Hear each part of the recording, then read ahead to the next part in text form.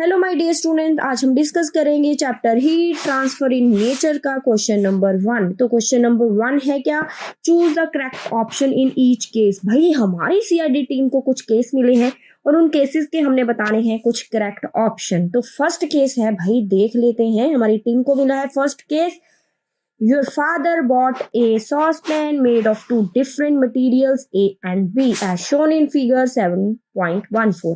जैसे इस फिगर में दिया गया है, आपके पिताजी एक ये वाला सॉस पैन खरीद के लाए हैं जो दो डिफरेंट मटेरियल से बना हुआ है, मटेरियल ए और मटेरियल बी। यहाँ पे जो यहाँ पे यूज हुआ है मटेरियल ए और इस हैंडल पे यूज हुआ है मटेरियल बी। तो देखिए क्या है, the materials A and B have a following property. वो कह रहा है कि ए मटेरियल की क्या प्रॉपर्टी होनी चाहिए, बी मटेरियल की क्या प्रॉपर्टी होनी चाहिए। तो चलिए टीम हो जाइए रेडी और देखते हैं, पता लगाते हैं कि क्या है मामला यहाँ पे। तो फर्स्ट में है भाई, both A and B are good conductor of heat. ये भी वो कह रहा है कि गुड कंडक्टर ऑफ हीट है, ये भी क्या है, गुड कंडक्टर ऑफ हीट है। दोनों अगर गुड कंडक्टर होंगे तो क्या होगा, हीट इन दोनों में से फ्लो करेगी, यहाँ से भी और यहाँ से भी हीट फ्लो कर रही है तो दोनों गर्म हो जाएंगे। और हमारी टीम के एक मेंबर ने इस हैंडल को पकड़ा और उसका जल गया हाथ। अरे भाई हाथ जल गया है, कुछ तो गड़बड़ है भाई, पता चलाना पड़ेगा कि ये वाला ऑप्शन तो गलत है, ये तो नहीं हो सकता। चलिए अब सेकंड केस देख लेते हैं, both A and B are poor conductor. अब टीम कह रही है कि भाई थोड़ी सी भूख लग गई है, चलो पहले फटाफट से मैगी खा लेते हैं क्योंकि 5 मिनट में बनने वाली है। तो खा के फिर देखते हैं केस में क्या हो रहा है।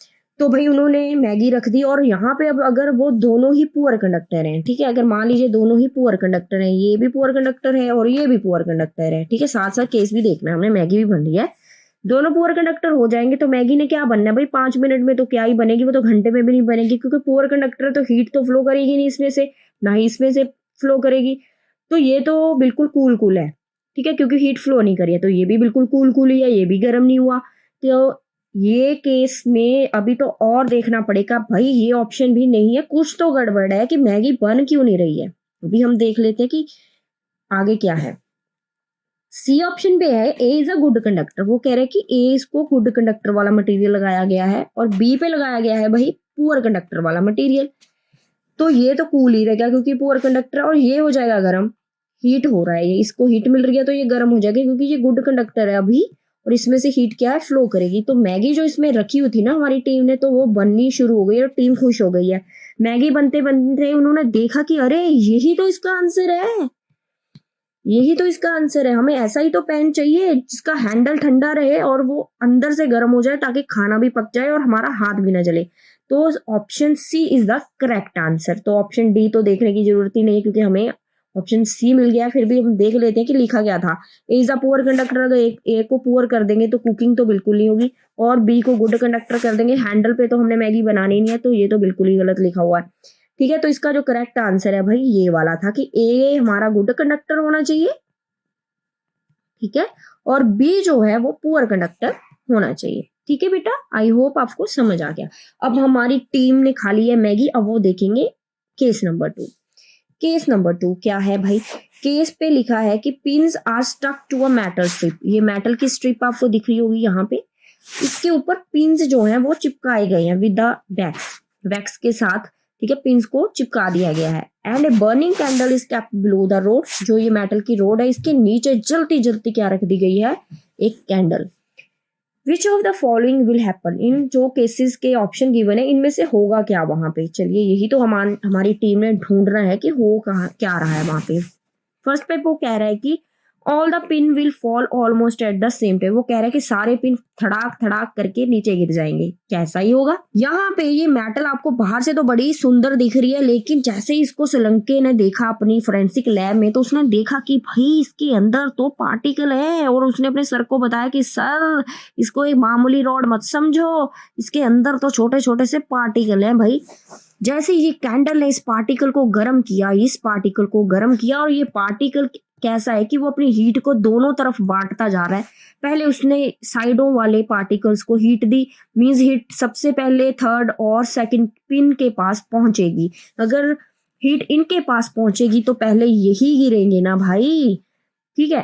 तो फर्स्ट और जो फोर्थ वाला है ये पहले नहीं गिरेगा। तो वो कह रहा है कि सारे पिन एक ही साथ गिर जाएंगे, तो ये तो बिल्कुल इसका आंसर नहीं बन रहा है, इसको क्रॉस लगा देते हैं। चलिए आगे देखें नेक्स्ट क्या लिखा है।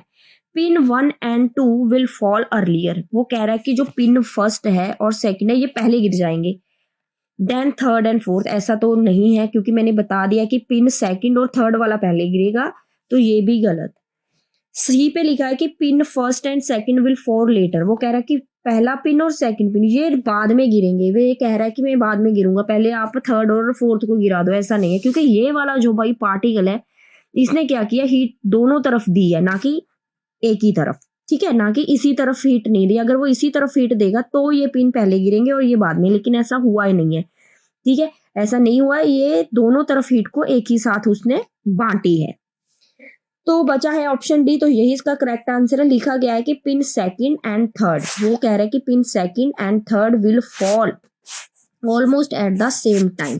ठीक है, मैंने आपको पहले ही बता दिया कि पिन सेकंड और थर्ड जो है इनके पास सबसे पहले हीट पहुंचेगी और यही सबसे पहले गिरेंगे और उसके बाद पिन फर्स्ट और पिन फोर्थ वाले गिरेंगे। ठीक है, तो हमारी टीम ने केस सॉल्व कर लिया है। आगे चलते हैं, एक और केस पड़ा है, case number third.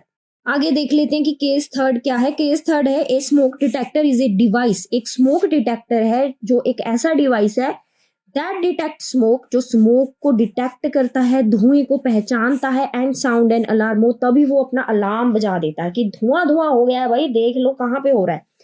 Suppose you are fitting a smoke detector in your room. मान लीजिए आप अपने रूम के अंदर एक स्मोक डिटेक्टर लगा रहे हो। The most suitable place for the device will be, तो सबसे अच्छा प्लेस क्या होगा उसको लगाने का। तो ऑप्शंस है, नियर द फ्लोर, क्या उसको आप फ्लोर के पास लगाओगे। In the middle of the wall, क्या उसको मिडल ऑफ द वॉल लगाओगे। ऑन द सीलिंग, क्या आप उसको सीलिंग पे लगाओगे, मीन्स रूफ पे लगाओगे, या एनीवेयर इन द रूम, कहीं पे भी लगा सकते हो, कॉर्नर पे, दरवाजे पे, कहीं पे भी अगर आपका दिल करे। तो देख लेते हैं कि इसके पीछे आंसर होगा क्या। तो इसका ऑप्शन तो बेटा सही सी वाला है, क्योंकि जो आपकी मान लीजिए कहीं पे भी आग लगती है वहां उसके सराउंडिंग में जो भी एयर होती है वो गर्म हो जाती है। जो गर्म हवा होती है वो लाइटर होती है। ठीक है, उसका वेट जो है लाइट वेट होती है और वो फटाफट से ऊपर जाएगी। जैसे वो ऊपर जाएगी मीन सीलिंग, रूफ के ऊपर और सीलिंग के ऊपर धुआं सबसे पहले पहुंचेगा, और सबसे पहले जहां पे पहुंचेगा तो फटाफट से डिटेक्टर को पता चलेगा, वो अलार्म बजा देगा। ठीक है, अगर आप उसको साइडों पे लगाओगे हो सकता है कि वहां पे जो धुआं है वो थोड़ा लेट पहुंचे और उसकी कंसंट्रेशन वहां कम हो, कॉर्नर पे पहुंचे ही ना और डिटेक्टर को पता ही ना चले। क्योंकि आपको एक और बताती हूँ कि यहाँ पे धुआं ऊपर बहुत ज्यादा इकट्ठा हो जाएगा, कंसंट्रेशन उसकी बहुत ज्यादा हो जाएगी। आपको एक और बात बता दूं कि रूफ के ऊपर जो है धुआं बहुत ज्यादा हो जाएगा, उसकी कंसंट्रेशन ज्यादा हो जाएगी और डिटेक्टर को पहचानने में भी इजी लगेगा। तो अपनी मम्मी को बता देना कि हमने बना लिया है एक स्मोक डिटेक्टर। ठीक है, और हमने छत पे लगा दिया है। जब भी आप पकौड़े बनाओगे थोड़ा सा ध्यान रखना, इतना धुआं मत कर देना कि हमारे स्मोक डिटेक्टर को भी पता चल जाए कि हमारे घर में पकौड़े बन रहे हैं। ठीक है, और हमारे नेबर्स आ जाएंगे पकौड़े खाने। तो हमने केस थर्ड कर लिया है सॉल्व कि हमने स्मोक डिटेक्टर कहाँ पे लगाना है, रूफ पे लगाना है, क्योंकि भाई जो धुआं है वो हमेशा ऊपर को जाएगा और ऊपर फटाफट से स्मोक डिटेक्टर को पता चल जाएगा। ऐसे बहुत बड़ा जो आपका एक्सीडेंट होने से बच सकता है, जो आग से कहीं पे भी आग लगती है तो आपको फटाफट से पता चल जाएगा। तो भाई ये था हमारा केस को सॉल्व करते करते हमने क्वेश्चन नंबर 1 को सॉल्व कर लिया है। I hope you enjoy this question. Thank you so much.